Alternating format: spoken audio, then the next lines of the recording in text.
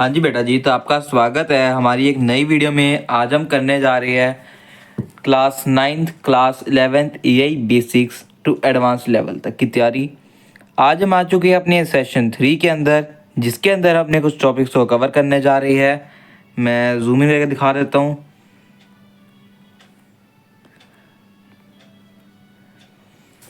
तो domains of AI, हमारे domains of AI करने जा रही है। उसके बाद हम कुछ ऑपरेशंस करेंगे, जैसे arithmetic operations, logical operations, conditional operations, ये मैंने थोड़ा शॉर्ट फॉर्म में लिखा है, और टाइप ऑफ कन्वर्जन्स, और थोड़ा हो सकता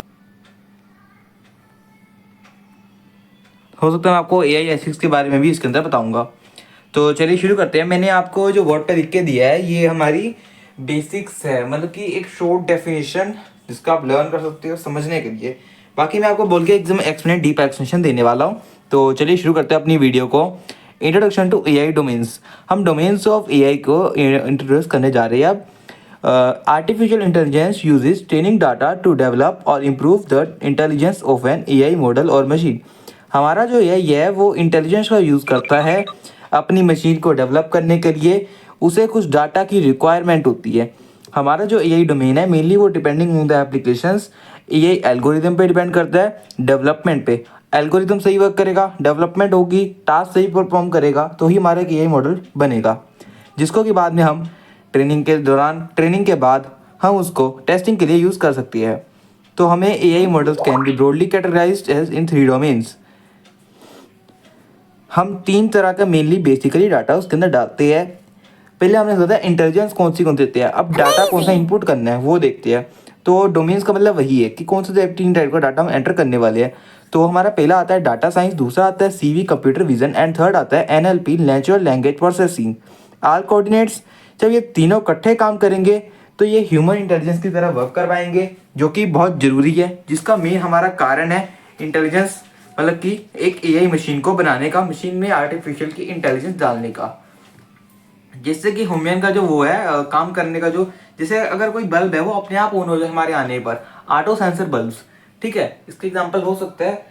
बट अपने आप ऑन हो जाए ऑटो सेंसर फैंस, कि भाई हमें कुछ ना करना पड़े, हमारे कहे बिना हमारे यहाँ काम हो जाए, वो एआई मशीन है।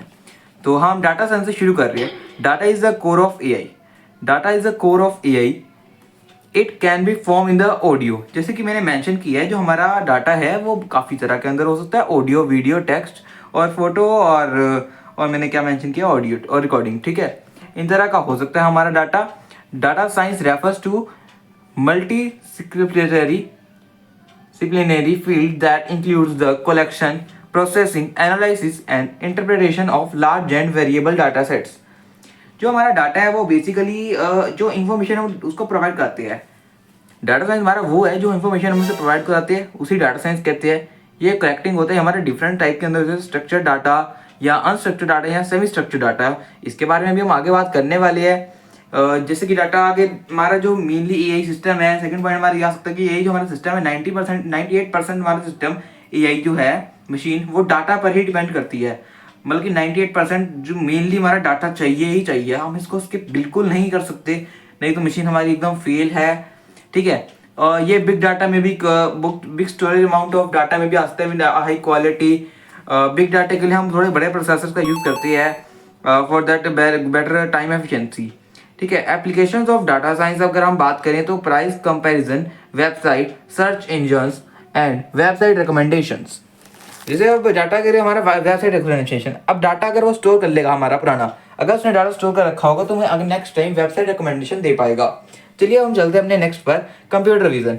क्योंकि हम एक टॉपिक को इतना टाइम नहीं देते, फिर भी मैंने इतना डीपली समझा दिया कि जितना आपको चाहिए होगा। अगर स्कूल लेवल की तैयारी कर रहे हैं तो ये बिल्कुल काफ़ी होगा, बेसिक्स के हिसाब से एकदम काफ़ी है। अब हम कंप्यूटर विजन्स पे चलते हैं। Computer visions, CV, domain of AI enables computer to perceive and extract meaningful insights from digital content like photos and videos, analyze the information and then take decisions from it, the same way as humans do in other words. Through computer vision, computers can process visual inputs, take actions, or provide recommendations based on what they see. The multidisciplinary domain's primary goal researches computers and the machine learning methods to replicate and automate various aspects of human vision.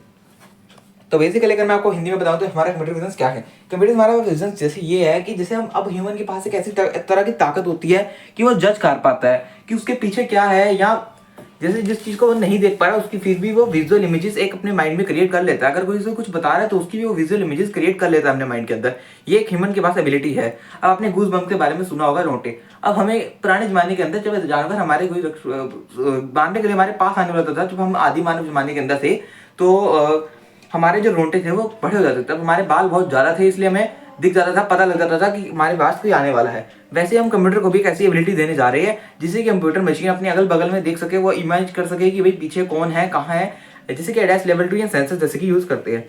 अब हम applications of computer vision में बात करने जा रहे हैं। मैंने जो डेफिनेशन लिखी है वो भी बहुत बेसिक है, आप समझ सकते हैं कि हमारी तरह ह्यूमन हम उसको एक इंटरव्यू दे रही है शक्ति, जिसके कारण वो पता कर पाए, अपने दिमाग में विजुअल इमेजेस क्रिएट कर पाए और अपना पास्ट डाटा का आंसर यूज करके नेक्स्ट टाइम के लिए बढ़िया कर पाए। अगर वो पास्ट डाटा से हमने सीखेगा, पास्ट एक्सपीरियंस से सीखेगा, तो हमें ही फायदा है, हमें कम ट्रेनिंग देनी पड़ेगी और वो ज्यादा अच्छी डेवलपमेंट कर पाएगा with more than human being.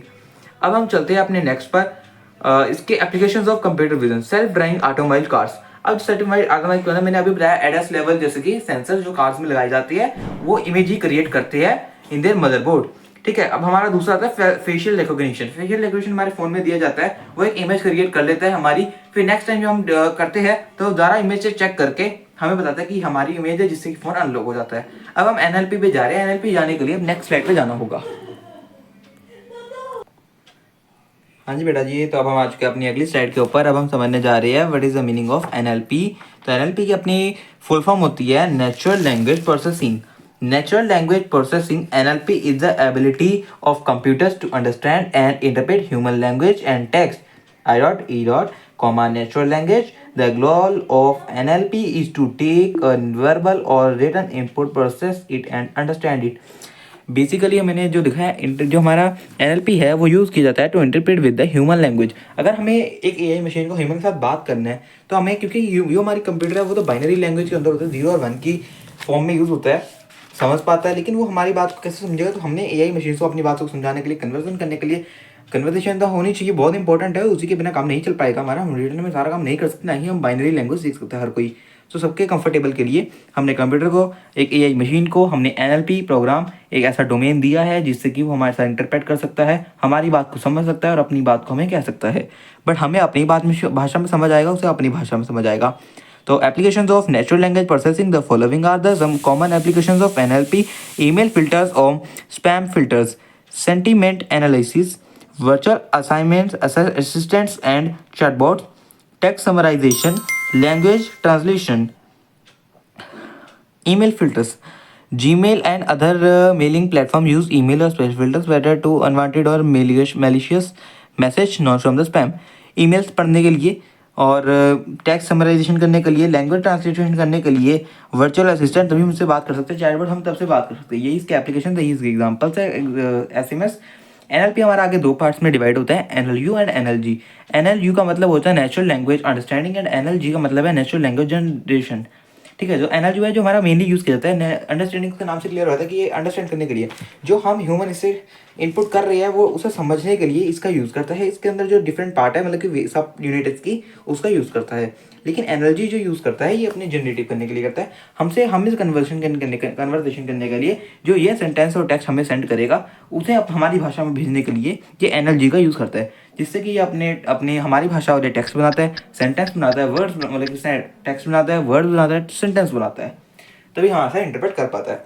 चलिए, अब हमारा वैसे तो अगले टॉपिक्स आ जाने चाहिए, बट मैं चलो पहले वो टॉपिक कवर कर लेते हैं जो हमने वीडियो की शुरुआत में कहे थे आपको। Wait for minute for next slide. हाँ जी बेटा जी, तब हम आ चुके हैं अपनी अगली स्लाइड के ऊपर, अरिथमेटिक ऑपरेशन। सबसे पहले हमारे पास ऑपरेशन आता है एडिशन का, प्लस और सब्ट्रैक्शन का, माइनस, मल्टीप्लिकेशन का, एस्टिक स्टार, ठीक है, और डिवीजन का 1/, लो डिवीजन का डबल/, मॉडुलस का हमारे पास परसेंटेज का साइन आता है, और एक्सपोनेंशियल पावर का हमारे पास डबल स्टार आता है। अब इनका मतलब क्या क्या है, इन्हें यूज़ कैसे करना है। तो एडिशन का हमारा बेसिकली मैंने लिख दिया है कि भाई जिसका हमें नाम और साइन दिया है वैसे उसका काम है। एडिशन का बेटा काम है 5 + 5 = 10, सब्ट्रैक्शन का 5 - 5 = 0, मल्टीप्लिकेशन का 5 * 5 25। डिवीजन के अंदर बेटा हमारे फर्क आता है, बस डिवीजन के अंदर जैसे फर्क है, जो हमारा डिवीजन है उसका आंसर होता है कंप्लीट आंसर, 0 पॉइंट कुछ भी आएगा तो सारा आंसर आएगा। लेकिन फ्लो डिवीजन में ऐसा नहीं होता। जो आगे की वैल्यू होती है पॉइंट से आगे वाली वैल्यू नहीं आती है, बल्कि पॉइंट से आगे वाली वैल्यू आती है, पॉइंट से बाद वाली वैल्यू सारी कोई भी नहीं आती है। जैसे कि 9/2 तो 4.5, लेकिन इसके अंदर फ्लो डिवीजन में 9 यहाँ डबल स्लैश रहेगा, ठीक है, तो उसका सिर्फ 4 वैल्यू आएगी हमारी, बाकी वैल्यू पे ये ध्यान नहीं देगा, ये सिर्फ आगे की इंटीजर वैल्यू पे ध्यान देता है, और वो फ्लोट वैल्यू, ये फ्लोट वैल्यू देगा और ये इंटीजर वैल्यू देगा। इसके अलावा अगर आप देखेंगे तो मैंने ये भी बताया है कि डिपेंडेंसी जो हमारा, जैसे कि जो जो नंबर है आगे का, आंसर इस पे डिपेंड है, लेकिन जो आगे का नंबर है वो कुछ डिपेंड नहीं है, वो फ्लोट भी हो सकता है या इंटीजर भी हो सकता है। अगली मैं वीडियो जो ला रहा हूँ उसमें मैं सबसे पहले डाटा टाइप बताऊंगा, क्योंकि इसके लिए मेरे को लग रहा है डाटा टाइप वीडियो रह गई थी, तो वो वीडियो आप पहले देख सकते हो। उसके मैं अगला टॉपिक डाटा टाइप का कवर करने वाला हूँ, यहाँ आप कहेंगे तो मैं इसके साथ अटैच कर दूंगा, कमेंट में कर देना, ठीक है, मैं देख लूंगा। फिर एक बार आता है मॉडुलस। मॉडुलस आता है परसेंटेज का साइन 9, परसेंटेज का साइन 2 = 1। मॉडुलस का मतलब है रिमाइंडर देना। अब 9 डिवाइड बाय, अगर हमने 9 को 2 से डिवाइड किया तो हमारे पास रिमाइंडर 1 बचता है, ये 4 से 8, ठीक है, 4 2 4 से 8, 8 से माइनस किया तो 1 बचा। अब ये जो 1 बचा यही हमारा रिमाइंडर है, तो यही हमारा 1 आएगा, ना कि 4 आएगा, ना कि 1 है। 4 आएगा यहाँ पे फ्लोट डिवीजन में, लेकिन यहाँ पे आएगा 1। एक्सप्लेनेशन पावर, पावर देना सिंपल सा काम है, 2 double star asterisk double asterisk 3 = 2 raise to power 3, raise to power में चढ़ाना उसको, तो इसके वैल्यू हमारी 8 है, 2 × 2 4 और 2 × 4 = 8। अब हम चलते हैं अपने अगले कंडीशनल ऑपरेटर्स पर।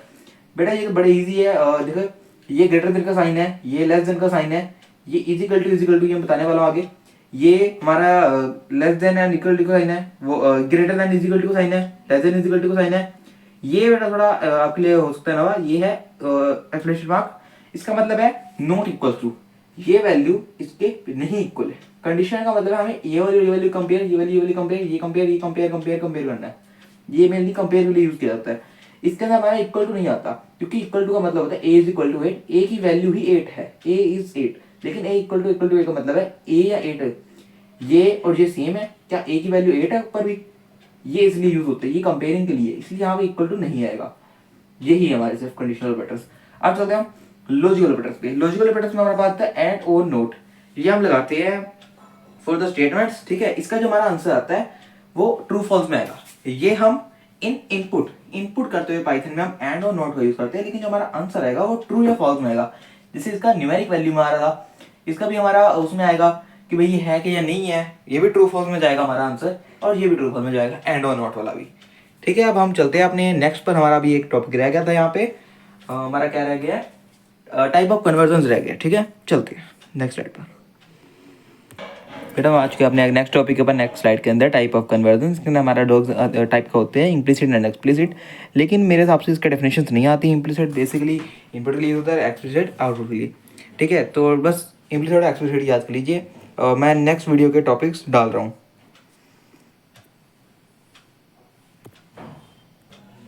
आज बेटा थी तो हमारे अगली वीडियोस के टॉपिक्स आ चुके हैं। तो हमारी एक पेंडिंग में वीडियो चल रही थी क्वेश्चन आंसर की पोस्ट करने वाली, तो उसकी मैं शॉर्ट्स में डालने वाला हूँ क्वेश्चन आंसर, क्योंकि मैं सिर्फ क्वेश्चन डालने वाला हूँ, आंसर्स नहीं डालने वाला हूँ। आंसर्स आप करके देंगे उस क्वेश्चन के। क्वेश्चन बहुत इंपॉर्टेंट है, ध्यान से जरूर कीजिएगा, शॉर्ट्स बहुत जरूरी है। उसके बाद सेकंड वीडियो, जब उसके बाद जो वीडियो आएगी वो आपकी इन टॉपिक्स के ऊपर आएगी। मैंने लिख दिया ए एथिक्स के कुछ वो भी है, ठीक है, उन टॉपिक्स के ऊपर हमारी आने वाली है।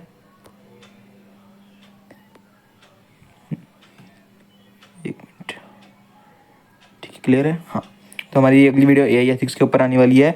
फिर हमारी एक अगली वीडियो आएगी जो आंसर MC1 मार्क्स एक्सरसाइज के ऊपर होगी। उसके आंसर दिए जाएंगे, लेकिन आपको लास्ट में, पहले आपको आंसर MCQ कराए जाएंगे, MCQ fill ups and true false. फिर उसके बाद अगली वीडियो जो हमारी आएगी वो सॉल्व क्वेश्चन पे आएगी, क्योंकि हमारा बेसिकली ये टॉपिक्स के बाद इसके अंदर मैं एक टॉपिक और ऐड कर रहा हूँ फर्स्ट वीडियो के अंदर। उसके बाद हमारा चैप्टर जो है ख़त्म होने वाला है AI का बेसिक्स का। तो उसके बाद फिर हमारा अगला डाटा वाला शुरू हो जाएगा कि हमें मशीन कैसे बनानी है, तो प्रोग्राम कैसे बनाना है। तो मैं टॉपिक ऐड कर दूँ, हमारा दूसरा टॉपिक डाटा टाइप्स होगा, ठीक है। तो उसके बाद वीडियोस मिल जाएंगे आपको, लाइक कीजिए, सपोर्ट कीजिए, और क्या ही कह सकता हूँ मैं। अब मेहनत दिखाइए अपनी और मेरी भी, रंग लाइए। बेटा जी आपका बहुत बहुत thank you. Your exam test और preparation will gone very good. मेहनत कर, जोश जगा, खून पसीना बहा। खून वर्ड सिर्फ मोटिवेशन के लिए, मेरे कहने का यही आश्चर्य है, तात्पर्य है कि अपना बेस्ट दे देगा। एक बार बेस्ट दिख गया ना, तो आपको खुद मोटिवेशन आएगा कि आपको करना है। चलिए आप अगली वीडियो में मिलते हैं। Thank you.